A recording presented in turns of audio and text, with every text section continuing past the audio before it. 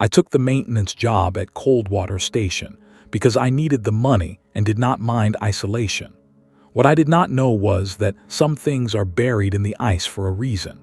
By the time I understood why the previous crew abandoned their posts in the middle of winter, it was already inside with us. What we woke up in those frozen depths was never meant to see daylight again. My name is Jason. I am 32 years old, and 6 months ago I was living paycheck to paycheck in Anchorage, Alaska, barely keeping my head above water after my divorce.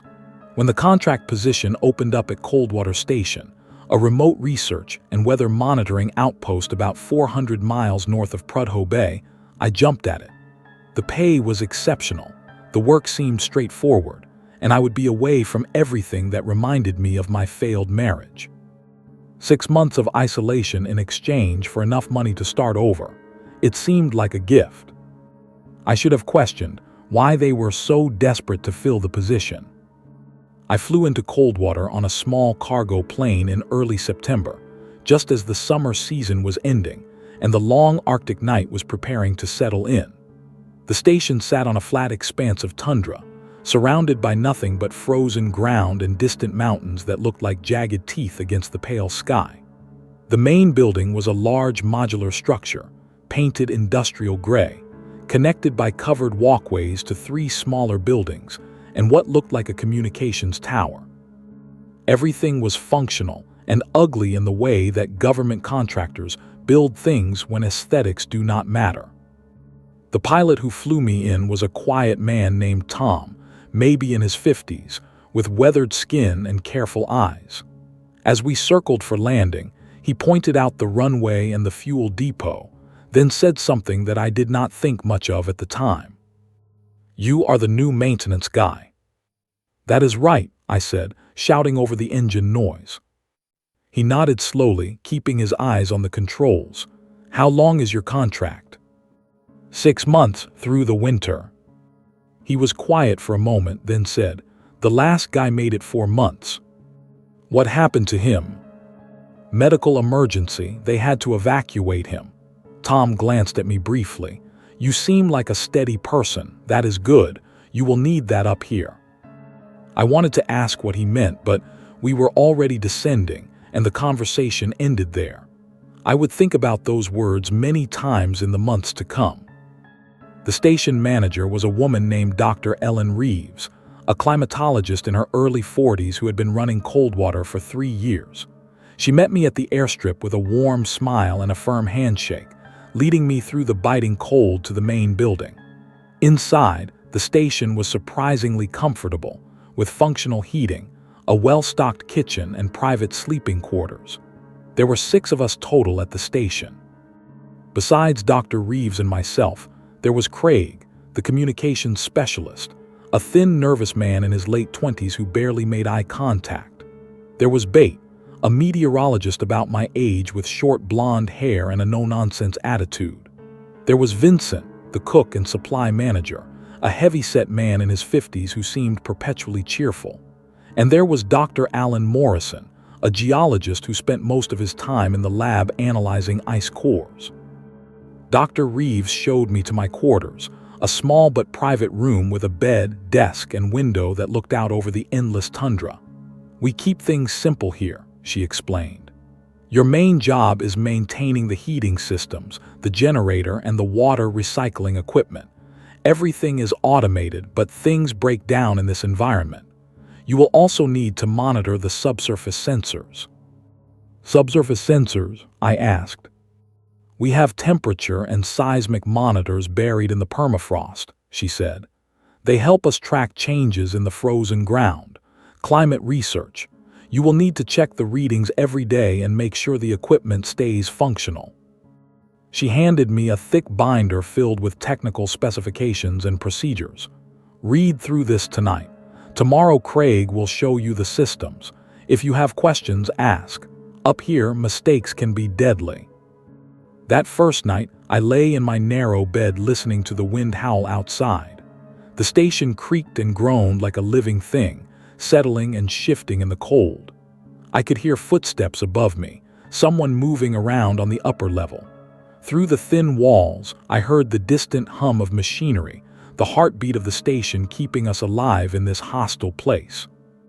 I thought about my ex-wife, about the apartment I had left behind, about the fact that I was now farther from civilization than I had ever been in my life. I did not know it then, but that was the last night I would sleep peacefully at Coldwater Station. The first week passed in a blur of learning and adjustment. Craig showed me the mechanical systems, walking me through the labyrinth of pipes and machinery in the basement level. The generator room was loud and hot, a stark contrast to the frozen world outside. The water recycling system was complex but well-designed. The heating system was distributed throughout the station, with redundant backups in case of failure. Everything was built with the assumption that help might not arrive for weeks if something went wrong. The most important thing, Craig said, speaking loudly over the generator noise, is to check the subsurface sensors every morning. They are Dr. Morrison's project. He gets very particular about the data. He showed me the monitoring station, a computer terminal in a small office off the main corridor. The screen displayed a grid of temperature readings from sensors buried at various depths beneath the station. Most read between -10 and -20 degrees Celsius, which was normal for permafrost. What happens if the readings change? I asked. Craig shrugged, his thin shoulders rising and falling. They fluctuate sometimes, seasonal variation, but if you see anything unusual, tell Dr. Morrison immediately. He has been tracking some anomalies. What kind of anomalies?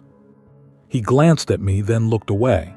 Temperature variations, probably nothing. Just make sure you check every day. There was something in his tone that made me uneasy, but I did not press him. I was still the new guy, still learning the rhythms of the station. That night at dinner, the 6 of us gathered in the common room. Vincent had prepared a surprisingly good beef stew, and we ate together at a long table while the wind rattled the windows.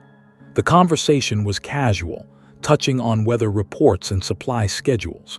Dr. Reeves mentioned that the last flight before winter would arrive in 2 weeks, bringing final supplies and mail. After that, we are on our own until spring, she said. The sun will set in about 3 weeks and will not rise again until February.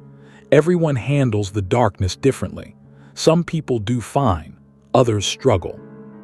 How do you handle it? I asked. She smiled. Routine, keep busy, do not think too much. She paused, then added, and do not go outside unless absolutely necessary once the long night starts. It is easy to get disoriented in the darkness. Every year, someone at one of these stations wanders off and does not come back. Bate nodded in agreement. The cold and the dark do strange things to your mind. You have to respect that. Dr. Morrison, who had been quiet throughout the meal, suddenly spoke up. The danger is not just environmental. He was a tall man with silver hair and intense eyes. There are other considerations. An uncomfortable silence fell over the table. Dr. Reeves gave Morrison a sharp look. Alan, not this again. They should know, he said firmly. Especially Jason, since he will be monitoring the sensors. Know what? I asked. Morrison leaned forward. This station was not built just for weather monitoring. It was built on top of an old military installation from the Cold War. There are tunnels beneath us, sealed off decades ago. My research has detected structural anomalies in the permafrost, signs that something is causing the ground to shift. That is normal geological activity, Dr. Reeves interrupted. Alan has theories, but they are not confirmed. Temperature readings do not lie, Morrison insisted. Something down there is generating heat. Not much, but enough to cause localized melting in frozen ground that has been solid for thousands of years. Vincent laughed, breaking the tension. Come on, Doc, you make it sound like there is something alive down there. Morrison did not laugh. He looked at me with those intense eyes and said, just pay attention to the readings. If you see anything unusual, I want to know immediately. The conversation moved on, but I could not shake the feeling that I had walked into something more complicated than a simple maintenance job. That night, lying in bed, I thought about those sealed tunnels beneath us. I thought about the previous maintenance worker who had lasted only 4 months. I thought about Tom the pilot asking if I was steady. Looking back now, I realized that was when I should have left. I should have called for an extraction, made up an emergency, gotten on that last supply flight and never looked back. But I needed the money, and I told myself that Morrison was just an eccentric scientist with too much time on his hands. I told myself that everything was fine. I was wrong. The days grew shorter rapidly. By the end of my second week, the sun barely cleared the horizon, casting everything in a perpetual twilight. The temperature dropped to -30°C during the day, -40 at night. We stopped going outside except for essential tasks. The world became the station, its corridors and rooms, its constant mechanical hum. I fell into a routine. Every morning I checked the subsurface sensors, recording the readings in a logbook. Every afternoon I made rounds of the mechanical systems looking for problems. Evenings were spent in the common room with the others, playing cards or watching movies on the station's media server. It was monotonous but not unpleasant. Then, on my 17th day at Coldwater, I noticed something odd. I was checking the morning sensor readings when I saw that one of the deepest sensors, designated DS7, showed a temperature of -8°C. That was unusual. The sensors around it all read -18 or lower. I checked the previous day's log and saw that DS7 had read -16 then. It had jumped 8 degrees overnight. I went to find Dr. Morrison. He was in his lab studying ice core samples under a microscope. When I showed him the reading, his expression changed immediately. "Are you certain?" he asked. I checked twice. The sensor is functioning normally according to diagnostics. He stood up quickly, moving to his own computer terminal. He pulled up a graph showing DS7's temperature over the past month. The line was mostly flat, then suddenly spiked upward in the last 24 hours. "This is it," he said quietly. "This is what I have been waiting for." "What does it mean?" He turned to look at me, and I saw something in his eyes that made my stomach clench.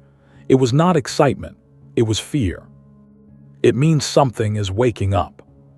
Before I could ask what he meant, Dr. Reeves entered the lab. "Alan, what is going on? Jason said there was an anomaly." Morrison showed her the graph. She studied it, her face serious. "One sensor could be a malfunction." "Could be," Morrison agreed.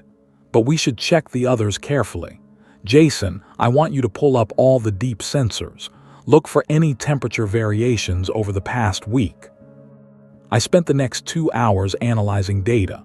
3 other deep sensors showed slight temperature increases, all of them within a 2-degree range over the past 5 days. It could have been normal variation, but the pattern was unusual. All 4 sensors formed a rough square beneath the station, about 100 meters down. Morrison studied the data with growing intensity. "It is happening in a specific area. Something is generating heat down there." "Or the sensors are failing," Bates suggested. She had joined us in the lab along with Craig. "We have had equipment problems before." "Not like this," Morrison insisted. He pulled out a rolled paper from his desk, spreading it across the table. It was a schematic of the station and the ground beneath it. "This is where the old military installation was. These tunnels here, sealed in 1987. The heat signature is coming from this area." He pointed to a section of the schematic marked with red lines. "Access shaft C," it read, "sealed and filled with concrete." "You think something in those old tunnels is still active?" Dr. Reeves asked. "I think something down there is not as dead as it should be." An argument broke out between Morrison and Reeves about what to do next. Morrison wanted to report the anomaly immediately. Reeves wanted to wait and gather more data. They were still arguing when I left the lab, feeling unsettled. That night I could not sleep. I lay in bed listening to the station's usual sounds, but they seemed different now. The groaning and creaking felt less like settling and more like something moving. At some point after midnight, I heard a sound I had not noticed before. A low, rhythmic thumping like a heartbeat coming from somewhere below me. I got up and pressed my ear to the floor. Yes, there it was, thump, thump, thump, slow and steady, barely audible but definitely there. I went into the corridor, following the sound. It led me to the stairwell that descended to the basement level. The thumping was louder here, emanating from somewhere deeper. I stood at the top of the stairs, debating whether to investigate, when I heard a door open behind me. It was Craig. He looked pale and drawn, dark circles under his eyes. "You hear it too?" he asked quietly. "The thumping." He nodded. "It started 3 days ago. I thought I was imagining it at first." "Why did you not say something?" He laughed bitterly. "Would you have believed me? I barely believe it myself." We stood there together, listening to that slow, deep pulse coming from beneath the station. "What do you think it is?" I asked. Craig looked at me, and in his eyes I saw genuine terror. "I think we should have left when we had the chance. The supply flight left yesterday. We are locked in here now until spring." He turned and walked back to his room, leaving me alone with that sound. Thump, thump, thump, like something massive and ancient stirring in its sleep. I did not sleep at all that night. I lay in bed watching the darkness outside my window, listening to the heartbeat beneath the station, and I knew with absolute certainty that something was terribly wrong at Coldwater Station. Before I continue with what happened next, if this story is keeping you on edge, please hit that like button. You will want to stay for what I am about to tell you, because things got much worse. The next morning I checked the sensors again. DS7 now read -4 degrees Celsius. It had gained another 4 degrees overnight. The other 3 sensors in the pattern had also risen, though not as dramatically. I printed the data and brought it to Dr. Reeves. She called an emergency meeting in the common room. All 6 of us gathered around the table while she laid out the temperature graphs. "We have a situation," she said bluntly. "The subsurface temperature beneath the station is rising. We do not know why yet, but we need to take it seriously." "It is not the sensors," Morrison said. "I verified the calibration. This is real." Vincent, who had been listening quietly, spoke up. "What happens if the permafrost melts?" "Structural instability," Morrison said. "This station is built on frozen ground. If it thaws, we could have foundation problems. Collapse potentially." "Can we evacuate?" Bate asked. Dr. Reeves shook her head. "Not until the weather clears. We had a storm system move in overnight. No flights for at least a week, possibly 2. So we are stuck here while the ground melts under us." Craig's voice was rising toward panic. "We are not in immediate danger," Reeves said firmly. "The temperature increase is localized and gradual, but we need to monitor it closely and be prepared to take action if it accelerates." "What kind of action?" I asked. "That depends on what is causing it. Alan, you said this heat signature is coming from the old military tunnels. Is there any possibility of equipment still operating down there?" Morrison considered. "Unlikely after 40 years, but not impossible. Some systems were designed for long-term operation, if there was a reactor or power source that remained active." "Could we access the tunnels?" Reeves asked. "Access Shaft C is sealed, but if the concrete has been compromised by the temperature changes, we might be able to break through." A heavy silence fell over the group. The idea of going down into those tunnels, into whatever was generating that heat, was clearly terrifying to everyone. "Let me see if I understand this correctly," Vincent said slowly. "You want to go down into sealed military tunnels built during the Cold War to investigate a mysterious heat source that is causing the permafrost to melt, while we are trapped here in the polar night with no possibility of evacuation." When he put it that way, it sounded insane. "We need to know what we are dealing with," Morrison said. "The alternative is sitting here waiting for the station to collapse." Dr. Reeves looked around the table, gauging reactions. "I'm not making any decisions today. We will continue monitoring. If the temperature increase continues, we will reassess. Everyone continue your normal duties and stay alert for any structural problems. Craig, I want you to check in with Prudhoe Bay twice daily. Let them know our situation." The meeting broke up, but the atmosphere in the station had changed. There was tension now, an undercurrent of fear that no one wanted to acknowledge directly. I spent that day doing a thorough inspection of the station's structure, looking for any signs of stress or damage. Everything seemed solid, but I could not shake the feeling that the building was different somehow. The groaning and creaking was more frequent. The air felt heavier. And that thumping pulse from below, it never stopped. Thump, thump, thump. That afternoon, I was checking the heating pipes in the basement when I found something strange. One of the storage rooms at the far end of the corridor had its door slightly ajar. I was certain it had been closed when I passed by earlier. I approached cautiously and pushed the door open. The room was filled with old equipment and supplies, everything covered in a layer of dust. But on the far wall, I noticed something I had not seen before. The concrete floor near the corner was cracked, and through the crack I could see darkness beneath. I knelt down and shined my flashlight through the gap. Below was a space, maybe 2 feet tall, part of the foundation. But that was not what caught my attention. On the concrete surface of that hidden space, someone had scratched words. I had to angle my light carefully to read them. "Do not dig deeper, leave it buried, it lies." The letters were crude, carved with something sharp. They looked old, the concrete around them weathered and discolored. I felt a chill that had nothing to do with the Arctic cold. Someone from the military installation, years ago, had left this message, a warning.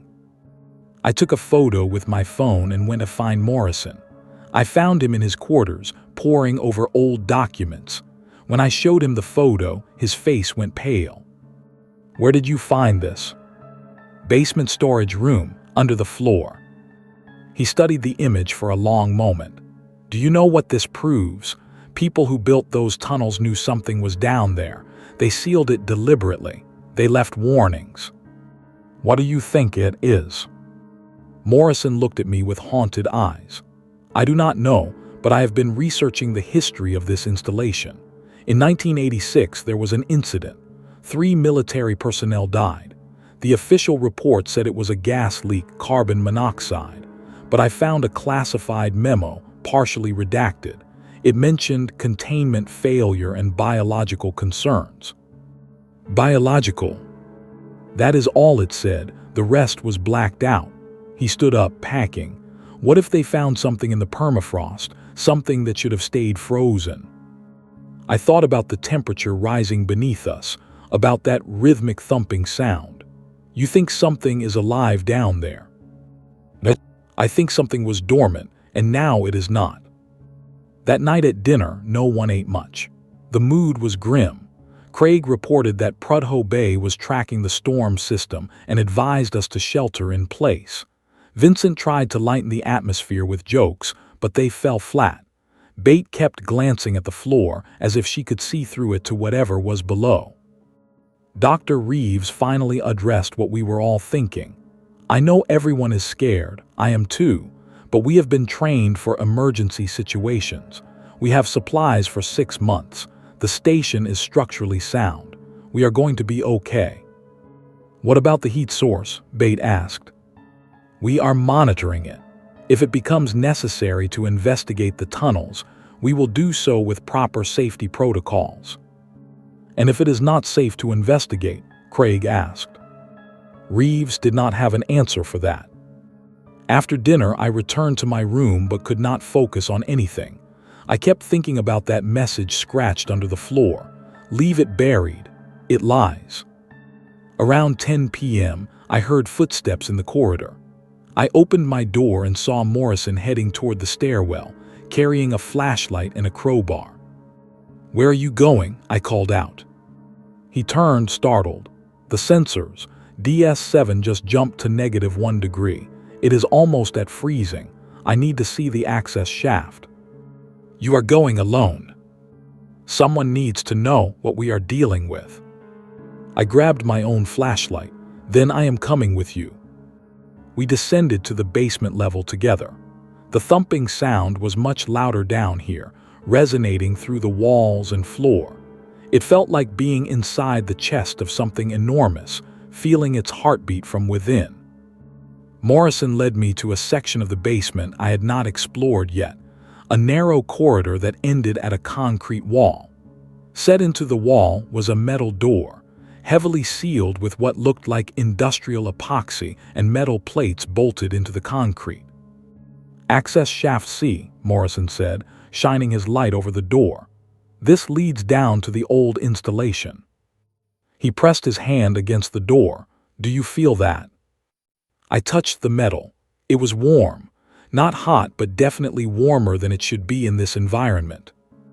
"Something is generating significant heat on the other side," Morrison said. "If DS7 is reading almost at freezing, then the actual temperature near the source could be much higher."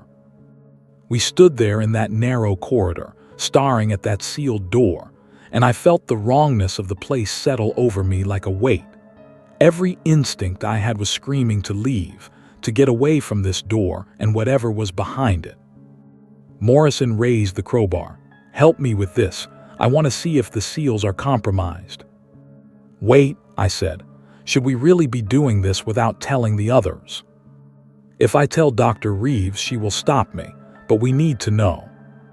Against my better judgment, I helped him. We worked the crowbar into the gap between one of the metal plates and the concrete. The seal had been applied decades ago, and the epoxy had become brittle. With effort, we pried the plate loose. Behind it, the metal door was visible. Old, military-grade, with a heavy locking mechanism. Morrison examined the locks with his flashlight. "These are mechanical locks. We would need the combinations to open it." "Then we cannot get in," I said, feeling relieved. "No, but look here." He pointed to the bottom corner of the door. The metal was discolored and there was a gap, maybe half an inch wide, between the door and the frame. The heat has warped the frame. The seal is broken. He knelt down and shined his light through the gap. I joined him, looking through that narrow opening into the darkness beyond. The flashlight beam revealed a metal staircase descending into shadows. The walls were concrete, stained with age and moisture, and rising from below was warm air, carrying a smell I did not recognize. It was organic somehow, like wet earth mixed with something chemical, something wrong. And beneath it all, I heard something else. Not just the thumping pulse we had been hearing for days. This was different, softer, like breathing, like something massive, slowly drawing air in and out. Morrison and I locked eyes. I saw my own terror reflected in his face. "We need to tell the others," I whispered. He nodded, pulling back from the door. We replaced the metal plate as best we could and hurried back upstairs. We woke everyone and gathered in the common room. It was past midnight, but no one complained. When Morrison described what we had found, the room went silent. "You heard breathing?" Bate asked finally.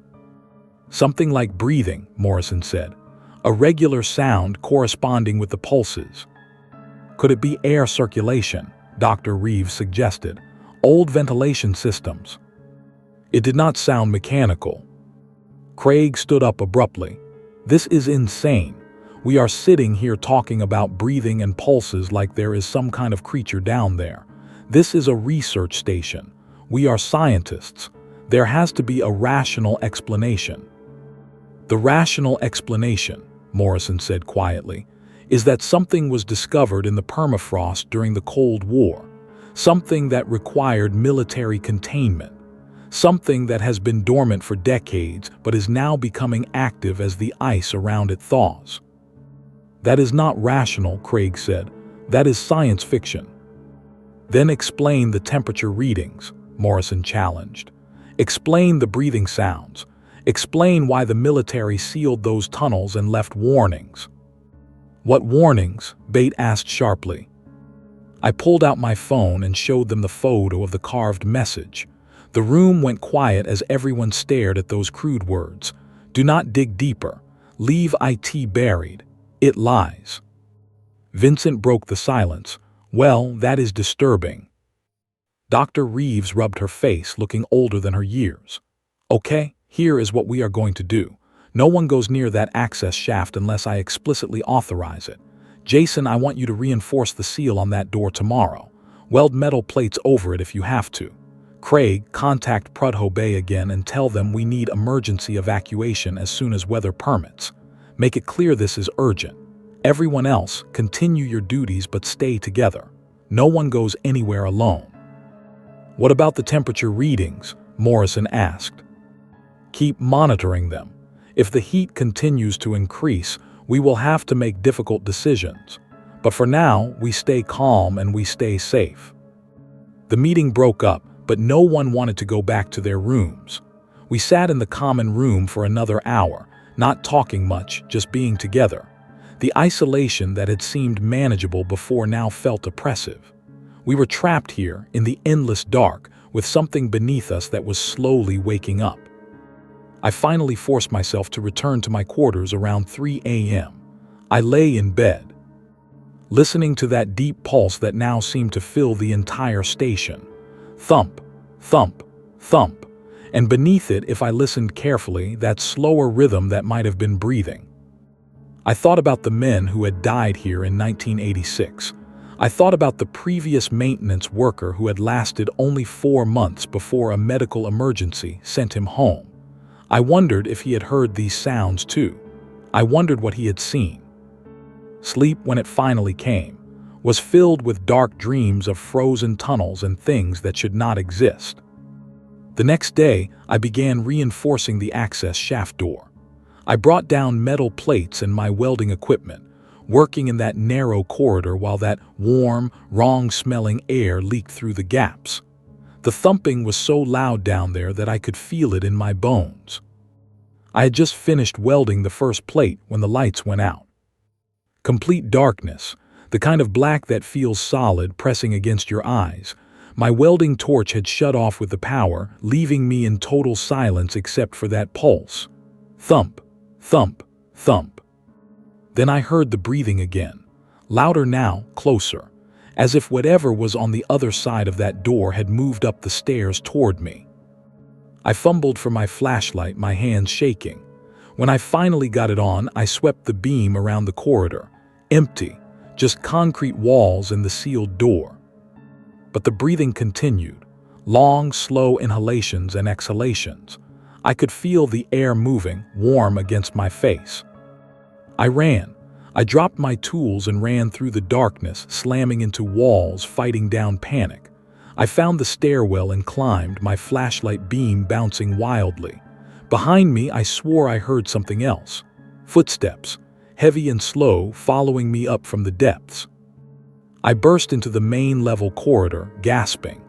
The emergency lighting had kicked on, casting everything in a dim red glow. I could hear voices from the common room, people calling out questions. I ran toward the voices and found everyone gathered there. Vincent was trying to call Craig on the radio. Dr. Reeves was checking the circuit breakers. "What happened?" I gasped. "Power failure," Reeves said. "The generator should have kicked in automatically, but it did not. Vincent, where is Craig? He should be at the communication station."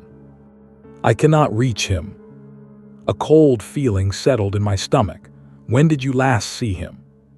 "About 20 minutes ago. He was going to his quarters." We searched the station, calling Craig's name. His quarters were empty. So was the lab, the kitchen, the storage rooms. We checked everywhere, growing more frantic. Finally, Morrison opened the door to the basement stairwell and called down. "Craig, are you down there?" No answer, just that endless pulse. Thump, thump, thump. "We need to check the generator room," Dr. Reeves said. "Jason, come with me. Everyone else, stay here." We descended to the basement, our flashlights cutting through the darkness. The red emergency lights down here were dimmer, barely functioning. The temperature felt warmer than it should be. The generator room was at the end of a long corridor. As we approached, I saw that the door was open. That was wrong. We always kept it closed to contain the noise. Dr. Reeves entered first, sweeping her light around. I followed, and what I saw made my breath catch. The generator was off. That made sense, it had failed. But that was not what horrified me. The far wall of the generator room, which should have been solid concrete, had a hole in it. A large, irregular opening, maybe 4 feet across, edges rough as if the concrete had been torn away from within. Through that hole, I could see a tunnel disappearing into darkness. And sitting on the floor near the hole, unconscious or dead, was Craig.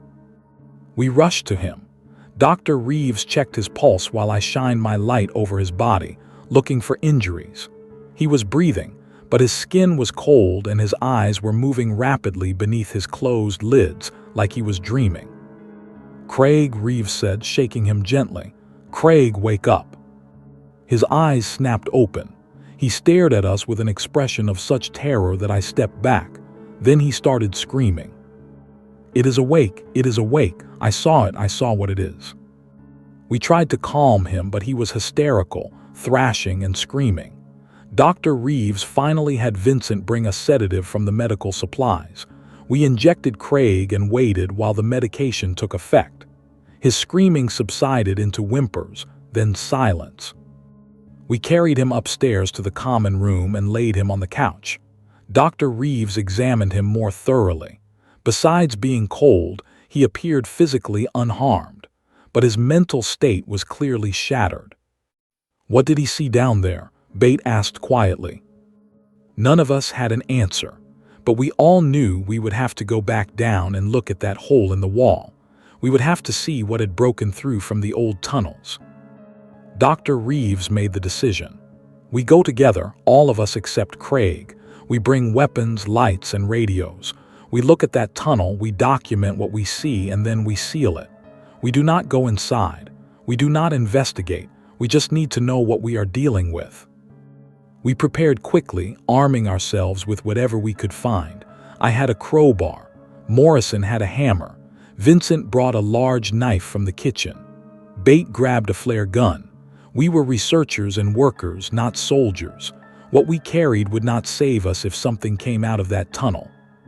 But we went anyway, because we had to know. The 5 of us descended to the basement, moving in a tight group. Our flashlights illuminated the corridor ahead. The thumping pulse seemed louder now, reverberating through everything. We reached the generator room. The hole in the wall gaped before us, a wound in the concrete. Our flashlight beams could not penetrate far into the tunnel beyond. Dr. Reeves approached carefully, shining her light through the opening. I joined her, and together we looked into that tunnel. It was not the military installation. The walls were wrong, not concrete but something else. Something that looked almost organic with a texture like solidified flesh. The floor was uneven, sloping down, and it was warm. Heat radiated from that tunnel, carrying that wrong smell I had detected before. "What is this?" Reeves whispered. Morrison was examining the edges of the hole. The concrete was not broken from our side. It was pushed outward from within. Something forced its way through. As he said that, we heard a sound from deep in the tunnel. A wet, sliding sound, like something massive dragging itself over those flesh-like walls. And the breathing, that slow, regular breathing, was coming from down there. "We need to go," Bates said urgently. "Now." We backed away from the hole, keeping our lights trained on it. As we retreated toward the stairs, I saw something that made my blood freeze. Movement in the tunnel. Something shifting in the darkness beyond our lights, something pale and glistening. Then it moved closer and I saw it. I cannot describe it properly. My mind struggled to process what my eyes were seeing. It was not animal, not human, not anything that should exist. It filled the tunnel, a mass of writhing pale tissue, covered in what looked like frost patterns or ice crystals that moved and shifted across its surface. Where our light hit it, the ice seemed to melt, revealing skin underneath that pulsed with that same rhythm we had been hearing. Thump, thump, thump. It had no eyes that I could see, no face, but it had openings, holes in its flesh that opened and closed rhythmically. The breathing sounds were coming from those openings, and as we watched, frozen in horror, one of those openings dilated wider and something emerged. An appendage, thin and segmented, reaching toward us like a blind worm seeking heat. "Gio!" Dr. Reeves screamed. We ran. We scrambled up those stairs, dropping tools, our flashlights' beams bouncing wildly. Behind us, I heard that wet sliding sound growing louder, heard the scrape of that appendage against concrete as it followed us up. We burst through the basement door and Morrison slammed it shut. We dragged a heavy storage cabinet in front of it, then another. Our hands were shaking, our breathing ragged. "What was that thing?" Vincent gasped. "I do not know," Morrison said. His face was sheet white. "I have never seen anything like it." Bate was leaning against the wall, the flare gun still gripped in her hand. "It is alive. Whatever was frozen down there, it is alive and it is moving." From behind the blocked door, we heard a heavy impact. The door shuddered but held. Another impact. The storage cabinets shifted slightly. "It is trying to get through," I said. Dr. Reeves was breathing hard, trying to maintain control. "Everyone to the communications room. Craig, we need to send an emergency signal. Full evacuation." "I do not care about the weather." We moved as a group, half carrying Craig, who was still sedated. The station felt different now, violated. That thing was inside with us, separated only by a door and some furniture. We could hear it moving down there, scraping and thumping, testing the barriers. Craig set up the emergency beacon while Reeves tried to reach Prudhoe Bay on the radio. The signal was weak, filled with static, but eventually a voice crackled through. "Coldwater Station, this is Prudhoe Bay. What is your emergency?" "This is Dr. Ellen Reeves at Coldwater. We need immediate evacuation, medical emergency and structural failure. How soon can you get a bird to us?" A long pause then. "Coldwater, we have a storm system between your position and ours. Winds are above safety limits. Earliest possible extraction is 48 hours if conditions improve." 2 days. We had to survive 2 more days with that thing in our station. "Acknowledged," Reeves said, her voice hollow. "Please prioritize our evacuation as soon as weather permits. Coldwater out." She set down the radio and looked at us. "We need to fortify our position. That door will not hold forever. We need to make this section of the station secure." We spent the next hour barricading. We used everything we could move, creating layers of obstacles between us and the basement. We brought supplies up from storage, food and water, medical equipment. We would hold out in the upper level and wait for rescue. Craig had begun to wake up. He sat on the couch in the common room, staring at nothing. Dr. Reeves tried to talk to him, but he barely responded. Finally, he spoke, his voice flat and distant. "I went down to check the generator. The door to the old tunnels, the one you welded shut, it was torn open from the inside. I saw the tunnel beyond. I should have run, but I heard something calling." "Calling?" Morrison asked. "Not words, not sound exactly. It was in my head, showing me things, images of what it had been." Craig looked at us with haunted eyes. "It has been frozen for thousands of years, buried in the ice during the last ice age. The military found it in the 1980s while drilling. They tried to study it, but people started dying. They sealed it back up, tried to keep it frozen, but we drilled new sensors. We disturbed the ice around it. We started the thawing process." "You are saying this thing is prehistoric?" Bate asked. "Older than that. The images it showed me, they were not from this world. It came from somewhere else, somewhere cold and dark. It fell here millions of years ago and froze. It has been waiting." "Waiting for what?" I asked, though I dreaded the answer. "To feed, to spread, to transform." Craig's voice cracked. "That is what it does. It consumes living tissue and incorporates it. Everything it touches becomes part of it. That is why the military sealed it away. That is why they left warnings, because once it is awake and warm enough to move freely, it will not stop. A heavy silence fell over the room. From below, we heard another impact against the barricaded door. Thump. The same rhythm we had been hearing for days, but now we understood. It was not a heartbeat. It was the creature testing barriers, searching for a way through. Dr. Reeves stood up, trying to maintain her authority. We stay together. We stay in this section. We wait for evacuation. That thing is contained below us. We just need to hold out. But even as she said it, I saw the doubt in her eyes. She did not believe it any more than I did. That night, we huddled in the common room. No one wanted to be alone. We left every light on that still worked. The generator was dead, so we were running on backup battery power. Craig estimated we had enough battery life for about 72 hours if we were careful. Around 11 p.m., the impacts from below stopped. The sudden silence was somehow worse than the noise had been. "What is it doing?" Vincent whispered. "Looking for another way up," Morrison said grimly. He was right. 20 minutes later, we heard sounds in the walls, scraping, sliding sounds moving through the station's infrastructure. The creature was in the ventilation system, in the crawl spaces, flowing through the building like water seeking a way out. Dr. Reeves made a decision. "We seal the vents in this section, block every opening. Jason, can you do that?" I nodded, though my hands were shaking. With Morrison's help, I went through the upper level, using metal plates and duct tape to seal every vent we could find. It was crude, but it might slow the creature down. While we were working in one of the storage rooms, I heard Morrison gasp. I turned and saw him staring at the wall. A section of the drywall was bulging outward, the surface cracking. As we watched, something pale pushed through, that same glistening tissue we had seen in the tunnel. I grabbed a fire extinguisher and sprayed it. The creature recoiled from the cold, withdrawing back into the wall. We immediately sealed the hole with metal sheeting. "It is all through the walls," Morrison said. "The whole lower level is probably compromised. We need to get higher." We retreated to the second floor, the residential level, and told the others what we had seen.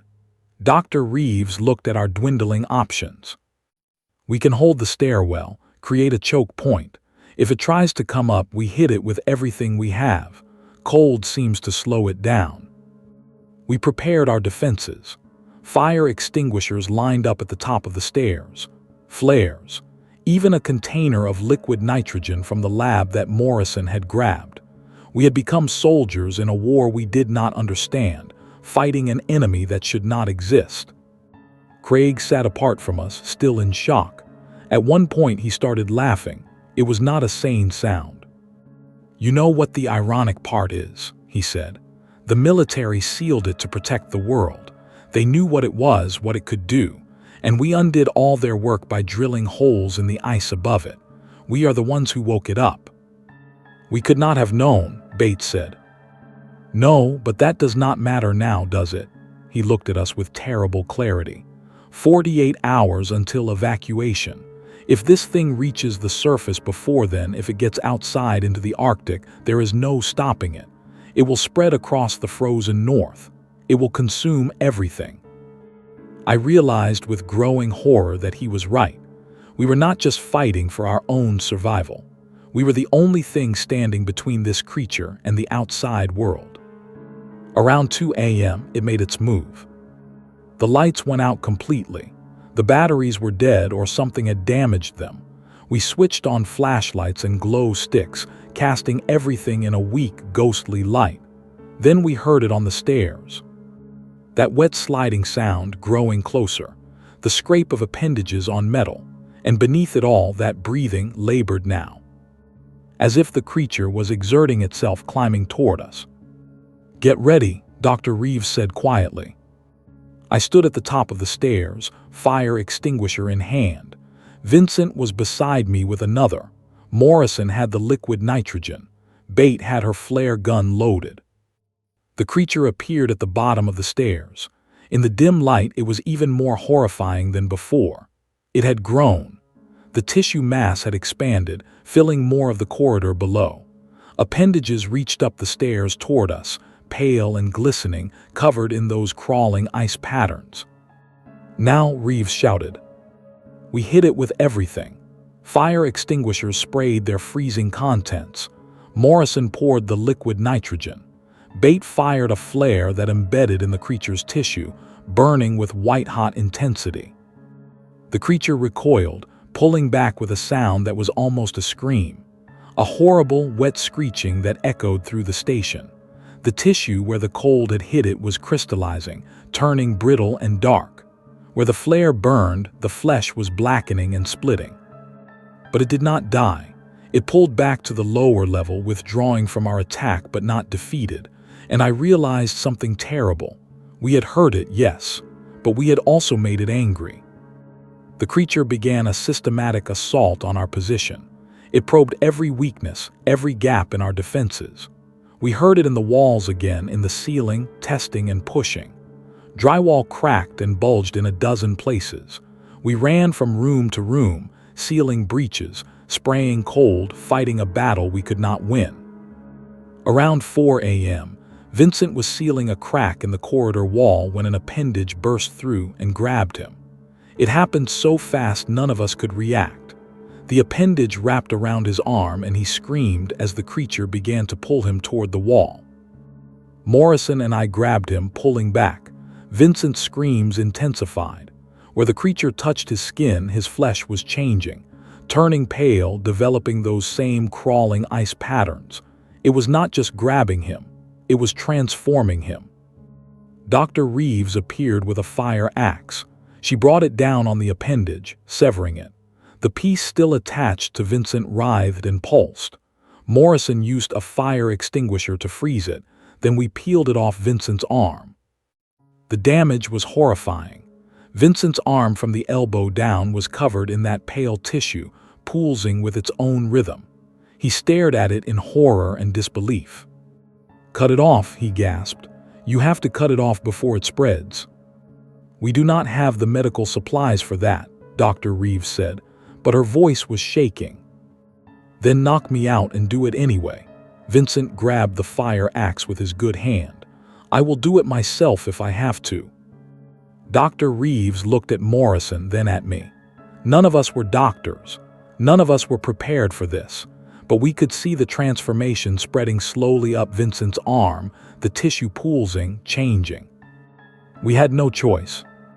I will not describe what we did in the next hour. I will not describe Vincent's screams despite the sedative, or the smell of cauterized flesh, or the terrible, terrible necessity of it. By the time we finished, Vincent was unconscious from shock. His arm ended just below the shoulder, the wound sealed as best we could manage. But he was alive, for now. We huddled in the common room as the dim light of the Arctic day began to filter through the windows. Not real daylight, just a slight lessening of the darkness. But it was enough to show us how dire our situation had become. The lower level was completely compromised. The creature was everywhere down there, its tissue filling the corridors and rooms. We could see it through the stairwell, a pale mass that pulsed and shifted. It had stopped trying to break through to our level. Instead, it seemed to be consolidating, growing, strengthening itself. Craig, in his damaged mental state, explained what it was doing. It is gathering mass, incorporating everything organic it can reach. The bacteria in the water pipes, the food stores, anything with biological material. Once it reaches a certain mass, it will be unstoppable. "How long?" Dr. Reeves asked. "Hours, maybe less." I checked my watch. We had been under siege for 14 hours, 34 hours until possible evacuation. The math was simple and terrible. Bates spoke what we were all thinking. "We cannot hold out that long." "Then we do not hold out," Morrison said quietly. "We attack." We all looked at him. He continued, his voice steady despite the fear in his eyes. "It is vulnerable to cold and fire. We have seen that. If we can hit it with enough extreme temperature, we might be able to kill it or at least damage it severely enough to buy time. How? I asked. The fuel depot. We have 2,000 gallons of diesel fuel stored outside. If we could get to it, bring some back, we could create an incendiary device. Burn this whole section of the station if necessary. That would destroy Coldwater, Dr. Reeves said. Coldwater is already destroyed, but maybe we save ourselves. Maybe we stop this thing from getting outside. Before I continue with the final confrontation, I want to ask you something. Would you have fought back, knowing you might not survive, or would you have tried to hold out and hope for rescue? Leave your answer in the comments, because what happened next tested every ounce of courage we had left. We made our plan quickly. Morrison and I would go outside to the fuel depot. It was about 50 yards from the main building, connected by a covered walkway. We would bring back as much diesel as we could carry and rig an explosive device. The goal was not subtle. We would burn the creature out. Dr. Reeves and Bate would guard the stairwell and watch over Vincent and Craig. If the creature tried to advance while we were gone, they would hold it back. We dressed in our cold weather gear. Outside, it was -45°C with a wind chill that could kill exposed skin in minutes. But that cold might be our ally. If we could lure the creature outside, the extreme temperature might slow it down enough for us to act. Morrison and I stepped out into the Arctic night. The wind hit like a physical blow, stealing my breath. Our flashlights cut through the darkness, illuminating swirling snow. The fuel depot was a small building ahead, barely visible through the storm. We fought our way through the wind to the depot and found the door frozen shut. I used a crowbar to break the ice seal, and we stumbled inside. The fuel tanks were intact, massive containers of diesel that could power the station for months. We found empty containers and began filling them. "How much do we need?" I shouted over the wind howling through the open door. "As much as we can carry," Morrison said. "We need to make sure the heat is intense enough and sustained enough to destroy it completely." We worked quickly, our hands numb despite thick gloves. We filled 4 5-gallon containers, enough to create a serious conflagration. As we prepared to leave, Morrison grabbed something else. A phosphorus flare, the kind used for emergency signaling. It burned at extreme temperatures. "This will be our ignition source," he said. We hauled our deadly cargo back toward the station, fighting the wind every step. As we approached, I saw something that made me stop. The station looked wrong. The windows on the lower level were covered with something from inside. That pale tissue, pressed against the glass, pulsing with that familiar rhythm. The creature had grown so much it was now visible from outside. "Morrison, look." He followed my gaze and cursed. "It is spreading faster than Craig estimated. We need to move now." We entered through the main airlock, dragging the fuel containers. As soon as we were inside, Dr. Reeves met us at the top of the stairs. "It is trying to break through again," she said. "We have been holding it back, but it is getting more aggressive." We brought the fuel to the common room, and Morrison began preparing the incendiary device. It was crude but effective. The diesel fuel would be poured down the stairwell, the phosphorus flare would ignite it, and the resulting fire would burn hot enough to potentially destroy the creature. But first, we had to get everyone to safety. The plan was to ignite the fire, then immediately retreat to the communications room on the far end of the second floor. We would seal ourselves in and wait for the fire to do its work. If we survived the fire, if the station did not collapse, we might live long enough for evacuation. Vincent had regained consciousness, pale and trembling from shock and blood loss, but aware. Craig was still in his dissociated state, staring at nothing. We would have to carry them. "Everyone ready?" Morrison asked, holding the phosphorus flare. We nodded. Dr. Reeves and Bate helped Vincent stand. I supported Craig. Morrison began pouring the diesel fuel down the stairwell.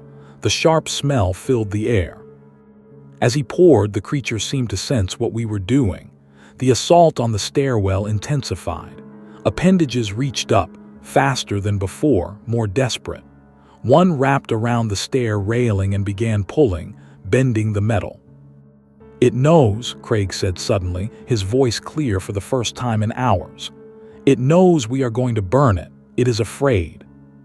Good, I thought. Let it feel fear like we have felt fear.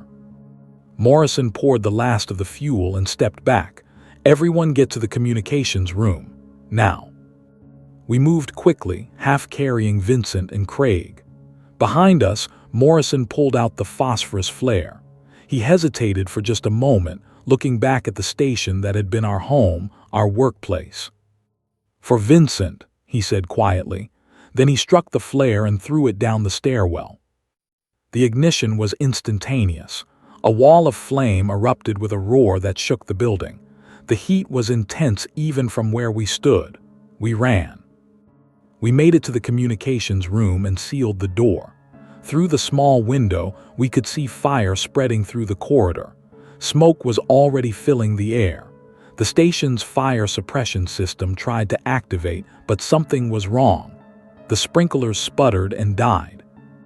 "The creature must have damaged the water lines," Dr. Reeves said, which meant the fire would burn unchecked. We had gambled everything on this, and now we would see if we had won or lost. The sound from below was terrible. That wet screeching we had heard before, but louder, sustained, agonized. The creature was burning. Through the floor, I could feel it thrashing, convulsing. The entire building shook with its death throes. Minutes passed like hours. The heat was increasing. We soaked towels and pressed them against the bottom of the door to keep the smoke out, but it was seeping through anyway. We were cooking in this room, but we had nowhere else to go. "How long can the structure withstand this?" Bate asked, coughing. "Unknown," Morrison said. "The station is designed to resist cold, not fire." A horrible thought occurred to me. What if we succeeded in killing the creature but died in the fire ourselves? What if we had just chosen a different way to die?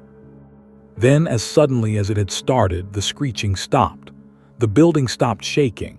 There was only the roar of fire and the creaking of stressed metal. "Is it dead?" Vincent asked weakly. We waited, listening. The fire continued to burn, but there were no more sounds from below. No movement, no breathing, just the destruction we had unleashed. After what felt like an eternity, Dr. Reeves made a decision. "We need to move. The fire is going to bring down this whole level eventually. We need to get outside." "Outside," Bate protested, "in -45-degree weather. We die out there in 30 minutes. We die in here in 10. I will take my chances with the cold." We gathered what cold weather gear we could and prepared to move. Vincent was barely conscious. Craig was moving on autopilot. The rest of us were exhausted, smoke-damaged, and terrified, but we were alive. We opened the door carefully. The corridor was an inferno. We could not go back the way we came, but there was a window at the end of the hall leading to the exterior fire escape. "That is our exit," Dr. Reeves said. "Move fast. Do not breathe the smoke if you can help it. Go." We ran through that burning corridor. The heat was overwhelming. I could feel my skin blistering through my clothes. Vincent fell and I hauled him up, practically carrying him. We reached the window and Morrison smashed it open with a chair. The Arctic wind rushed in, a shocking contrast to the heat. We climbed through onto the fire escape, a metal platform slick with ice. The wind was even stronger now, tearing at our clothes, but we were outside. We had escaped. We climbed down the fire escape as fast as we dared. Behind us, flames were now visible through multiple windows. Coldwater Station was burning, and there was nothing we could do to stop it. We made it to the ground and staggered away from the building, toward the fuel depot. It was the only other structure that might provide shelter from the wind. The cold was already sinking into my bones, but we were alive. We had made it out. We huddled in the fuel depot, sharing body heat, watching Coldwater Station burn. The flames were visible for miles across the dark tundra. Smoke rose into the Arctic night, carried away by the relentless wind. "Did we kill it?" Bate asked through chattering teeth. "I do not know," Morrison said honestly. "The temperature down there should have been hot enough to destroy organic tissue, but that thing was not like any organism we know." We waited there for hours, watching the fire slowly consume the station. The cold was excruciating, but we had enough fuel to start a small controlled fire for warmth. We took turns feeding it, keeping each other alert, fighting off the hypothermia that wanted to drag us into fatal sleep. Vincent's condition was deteriorating. We had no proper medical supplies, and the shock and blood loss were taking their toll. Dr. Reeves did what she could, but we all knew he needed real medical attention soon. Craig, strangely, seemed to be recovering mentally. The further we got from the creature, the clearer his mind became. He sat with us around our small fire and told us more about what he had seen in his brief connection with that thing. "It was old," he said, "older than this planet's complex life. It traveled between stars seeking cold worlds to sleep on. Earth during the Ice Age was perfect. It fell here and froze dormant for millions of years. When humans found it in the 1980s, the warmth of their equipment and presence began the thawing process. But they sealed it quickly, kept it frozen. It went back to sleep." "Until we drilled the sensors," I said. "Yes, our drilling, our heat signatures, the vibrations. All of it worked together to wake it slowly. It probably took years to reach consciousness again. But once it did, once it started generating its own heat, the process accelerated." "And the military personnel who died?" Dr. Reeves asked. "Test subjects, probably, or accidents during the initial containment. That thing can incorporate living tissue almost instantly. Anyone who touched it would have been consumed." I thought about Vincent's arm, about how quickly the transformation had begun spreading. If we had not amputated, would Vincent have become part of that creature? Would he have lost his identity, his self, absorbed into that alien intelligence? Dawn came eventually, though in the Arctic winter it was only a slight brightening of the sky. We maintained our vigil, watching the ruins of Coldwater Station smolder. The fire had burned itself out, leaving only charred framework and collapsed sections. Vincent's condition was deteriorating. We had no proper medical supplies, and the shock and blood loss were taking their toll. Dr. Reeves did what she could, but we all knew he needed real medical attention soon. Craig, strangely, seemed to be recovering mentally. The further we got from the creature, the clearer his mind became. He sat with us around our small fire and told us more about what he had seen in his brief connection with that thing. "It was old," he said, "older than this planet's complex life. It traveled between stars seeking cold worlds to sleep on. Earth during the Ice Age was perfect. It fell here and froze dormant for millions of years. When humans found it in the 1980s, the warmth of their equipment and presence began the thawing process. But they sealed it quickly, kept it frozen. It went back to sleep." "Until we drilled the sensors," I said. "Yes, our drilling, our heat signatures, the vibrations. All of it worked together to wake it slowly. It probably took years to reach consciousness again. But once it did, once it started generating its own heat, the process accelerated." "And the military personnel who died?" Dr. Reeves asked. "Test subjects, probably, or accidents during the initial containment. That thing can incorporate living tissue almost instantly. Anyone who touched it would have been consumed." I thought about Vincent's arm, about how quickly the transformation had begun spreading. If we had not amputated, would Vincent have become part of that creature? Would he have lost his identity, his self, absorbed into that alien intelligence? Dawn came eventually, though in the Arctic winter it was only a slight brightening of the sky. We maintained our vigil, watching the ruins of Coldwater Station smolder. The fire had burned itself out, leaving only charred framework and collapsed sections.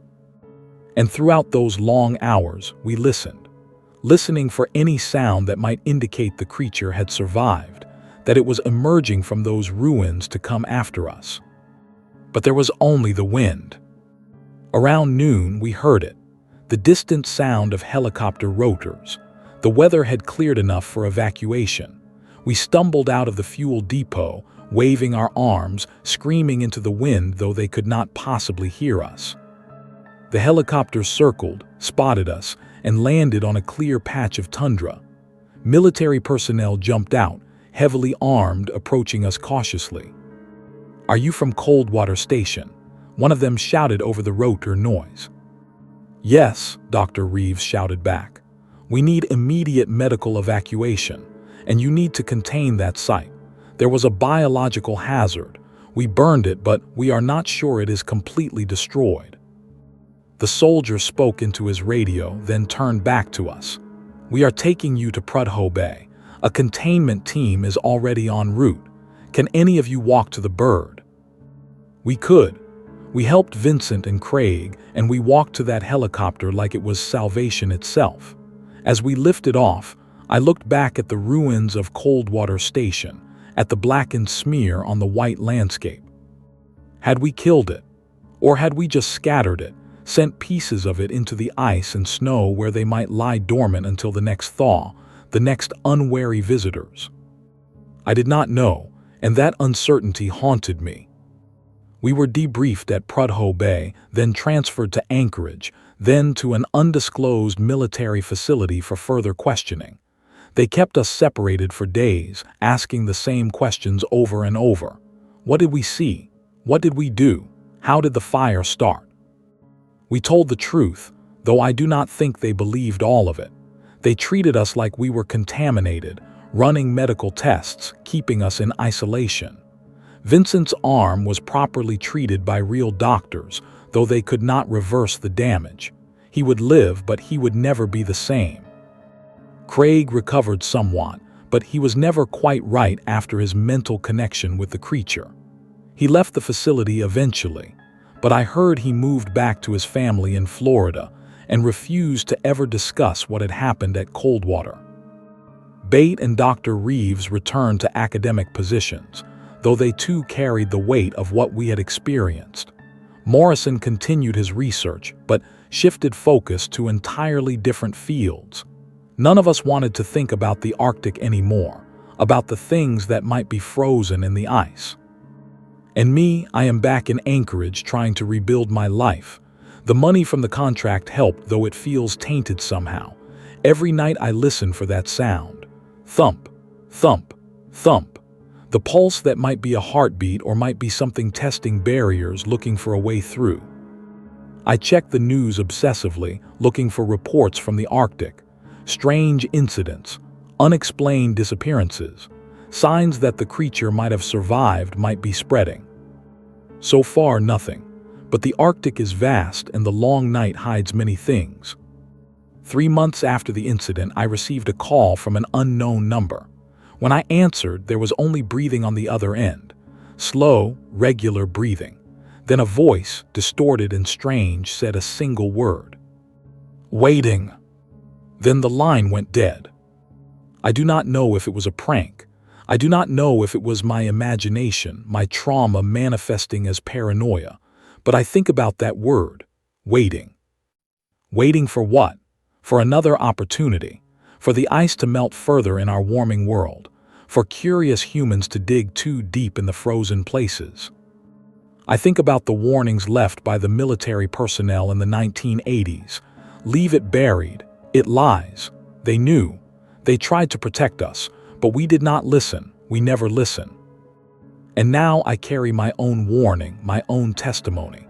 I am telling you this story not for entertainment, though I know that is how it will be received. I am telling you because you need to know. Because in our world of melting glaciers and thawing permafrost, things that were buried are being exposed. Things that should remain frozen are warming. We woke something up at Coldwater Station. We may have killed it, but I am not certain. And even if we did, it was not alone. Craig told me in one of our last conversations before his mental breakdown became complete. He saw that in his connection with the creature. It was not unique. It was one of many that fell to Earth during the Ice Ages, sleeping in frozen places across the globe. How many more are out there, buried in the ice, waiting for the world to warm enough to wake them? I do not know, but I think we are going to find out. The Arctic is changing, the ice is melting, and in the dark places beneath the frozen ground, things that have slept for millions of years are stirring. So when you hear about strange incidents at remote research stations, when you hear about expeditions that disappear in the Arctic or Antarctic, when you hear about climate scientists who go mad or military installations that are suddenly abandoned, remember my story. Remember Coldwater Station. Remember what we woke up. And whatever you do not dismiss the warnings of those who came before. Do not assume that things buried in ice are safely dead. Do not dig too deep in the frozen places of the world. Because some things were buried for a reason. Some things should never be disturbed. Some things, when you wake them up, do not go back to sleep. I know this now. I learned it in the worst way possible.